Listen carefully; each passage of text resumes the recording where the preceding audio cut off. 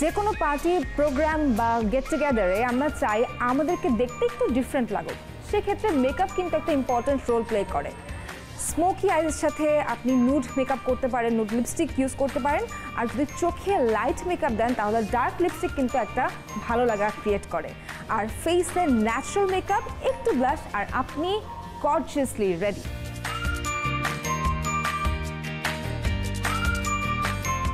এখন যদি আমি একটু পার্টি মেকওভার করি, আমি কি করতে পারি? আমার স্কিন টোনটাকে আগে, যেহেতু আমি নাইট মেকওভারের কথা বলতেছি, সো আমি আগে আমার স্কিন টোনটাকে ঠিক করব যে আমি কি মেকওভার করতে চাচ্ছি। আপনি স্কিনে যে ফাউন্ডেশনটা ইউজ করবেন সেটা হবে লাইট। আপনার আই লুকটা কি হবে? আপনার আই লুকটা হালকা গ্লিটারি হবে। আপনার যে ল্যাশটা হবে সেটা হবে হালকা একটু ভলিউম।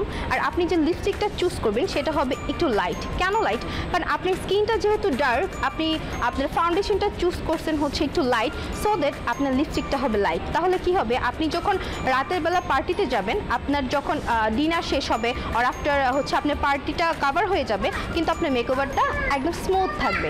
দ্যাট মিনস আপনি যে মেকওভারটা করলেন সেটা কিন্তু ফার্স্ট অ্যান্ড লাস্ট খুব সুন্দর করে ফিনিশিং টাচ চলে আসলো।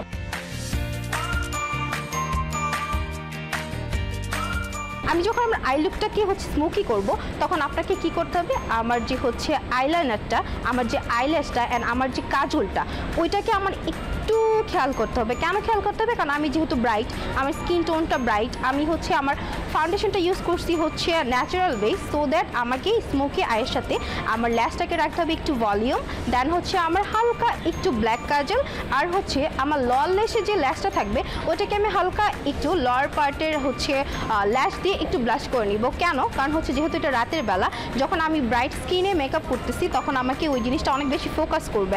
তখন আপনাকে কেমন মনে হবে? তখন আপনাকে খুব সুন্দর একটা লুক ক্রিয়েট করতে হবে।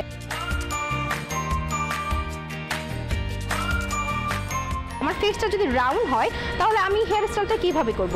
আমি আমার চুলটাকে একটু হালকা রিবন্ডিং করার ট্রাই করব।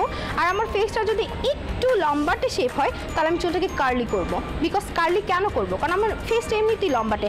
এখন আমি যদি আরও এটাকে রিবন্ডিং করি তাহলে আমার ফেসটা আরও লম্বাটে মনে হবে, সো দ্যাট আমাকে ফেসটা কার্লি করতে হবে। আর আপনার ফেসটা যদি একটু রাউন্ড শেপে হয়, আপনি তখন চুলটাকে একটু রিবন্ডিং করতে পারেন।